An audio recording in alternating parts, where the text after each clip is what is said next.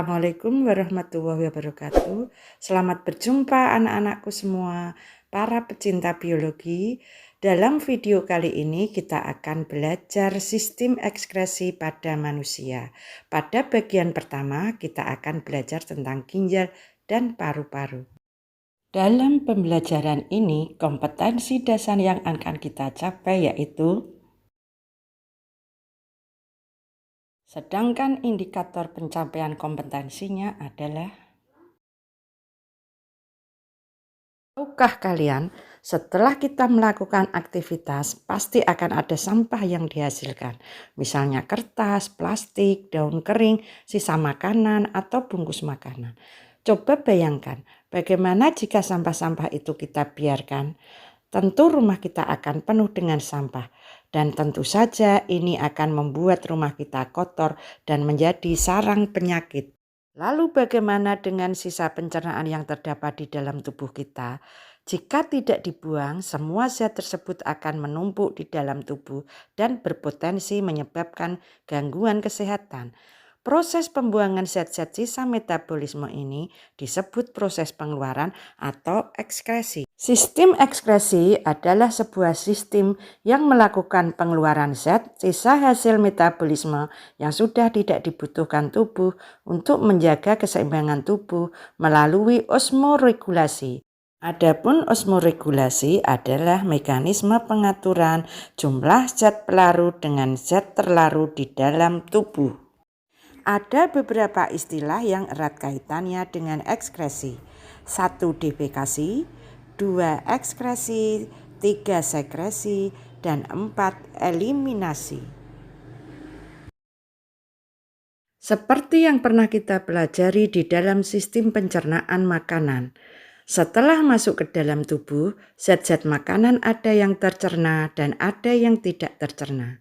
Sisa pencernaan yang tidak tercerna akan dikeluarkan melalui proses yang disebut defekasi. Sedangkan zat-zat makanan yang tercerna akan mengalami metabolisme. Jika dari hasil metabolisme nanti hasilnya masih digunakan tubuh, maka akan dikeluarkan melalui proses yang disebut sekresi. Sedangkan untuk sisa metabolisme yang hasilnya sudah tidak dapat digunakan tubuh lagi akan dikeluarkan melalui proses yang disebut ekskresi. Defekasi. Defekasi yaitu proses pengeluaran sisa pencernaan makanan yang disebut feses. Zat yang dikeluarkan belum pernah mengalami metabolisme di dalam jaringan tubuh. Adapun ekskresi yaitu pengeluaran zat sampah sisa metabolisme yang tidak berguna lagi bagi tubuh. Sekresi yaitu pengeluaran getah oleh kelenjar pencernaan ke dalam saluran pencernaan. Getah yang dikeluarkan masih berguna bagi tubuh dan umumnya mengandung enzim. Eliminasi yaitu proses pengeluaran zat dari rongga tubuh yang kecil, misalnya saluran air mata maupun dari rongga yang besar seperti usus. Dalam sistem ekskresi ada 4 organ yang berperan dalam pembuangan atau ekskresi pada tubuh manusia, yaitu ginjal, kulit, paru-paru, dan hati. Ginjal mengeluarkan urin yang komposisinya terdiri dari air, urea, amonia, klorida, dan garam mineral. Paru-paru mengeluarkan CO2 dan H2O.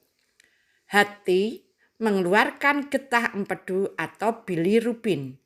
Sedangkan kulit mengeluarkan keringat yang komposisinya terdiri dari air, garam mineral, dan senyawa yang mengandung nitrogen. Fungsi ginjal yaitu mengekskresikan zat-zat buangan yang mengandung nitrogen dan kelebihan garam mineral antara lain urea, asam urat, amonia, kreatin, dan garam anorganik. 2. Mengekskresikan kelebihan gula dalam darah.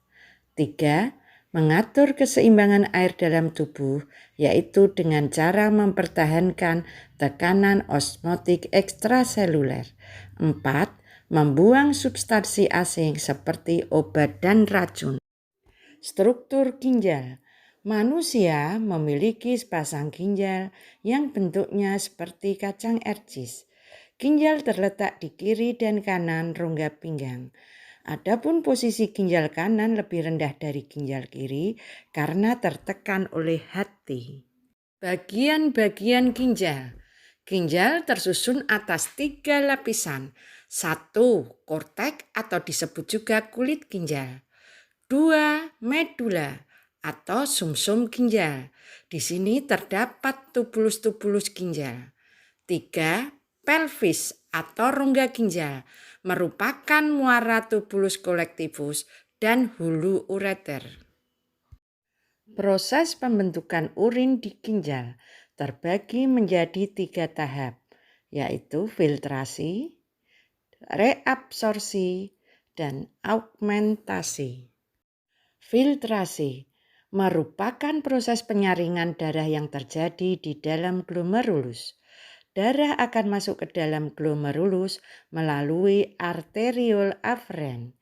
Di dalam glomerulus terjadi proses filtrasi, di mana molekul berukuran kecil akan disaring, sedangkan molekul berukuran besar seperti sel darah, protein, lemak, dan makromolekul akan tetap berada di dalam darah.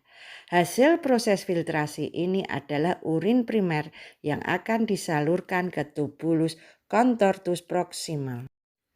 Reabsorpsi. Pada proses ini, zat-zat yang masih berguna bagi tubuh akan diserap kembali dan dimasukkan ke dalam aliran darah. Setelah proses reabsorpsi ini berlangsung, maka terbentuklah urin sekunder.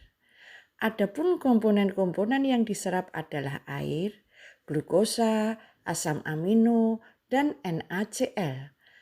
Bagian yang berperan dalam proses ini meliputi sel-sel epitelium pada tubulus proksimal, langkung Henle, dan sebagian tubulus distal. Augmentasi merupakan suatu proses pengeluaran zat sisa yang tidak diperlukan oleh tubuh dalam bentuk urin. Pada proses ini, urin sekunder dari tubulus distal menuju tubulus kolektivus.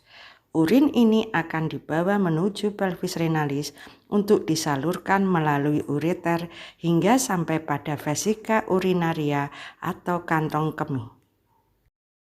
Perhatikan tabel berikut, memperlihatkan tahapan proses pembentukan urin. Produksi urin bervariasi dipengaruhi beberapa faktor, antara lain faktor internal dan faktor eksternal. Faktor internal meliputi 1. Pengaruh hormon antidiuretika atau ADH atau hormon vasopresin, yaitu hormon yang berfungsi untuk mengatur kadar air dalam darah. 2. Hormon insulin. 3. Kondisi psikologis, misalnya gejolak emosi atau stres. Faktor eksternal meliputi 1. Suhu lingkungan, 2. Jumlah konsumsi garam, dan 3. Jumlah air yang diminum. Selanjutnya kita akan mempelajari tentang paru-paru. Manusia memiliki sepasang paru-paru yang terletak di rongga dada. Paru-paru manusia memiliki bagian-bagian utama yang terdiri dari batang tenggorok atau trachea. Trachea bercabang menjadi bronkus dan bronkus menjadi anak bronkus atau bronchiolus. Bronchiolus bermuara pada alveolus. Fungsi paru-paru. 1. Untuk mensuplai oksigen ke dalam tubuh. 2. Sebagai alat ekskresi, yaitu untuk mengekskresikan CO2 dan H2O atau uap air. CO2 dan H2O hasil dari sisa metabolisme akan diangkut oleh darah ke paru-paru. Selanjutnya akan dikeluarkan secara difusi di alveolus dan dikeluarkan melalui hidung. Nah, sekarang bagaimana setelah kalian mempelajari sistem ekskresi pada ginjal dan paru-paru? Sudah paham kan? Jika masih ada yang belum paham, bisa kalian ulang lagi untuk menonton video ini. Jika ada pertanyaan, boleh tuliskan di kolom komentar. Selamat belajar dan terima kasih. Semoga kalian sukses.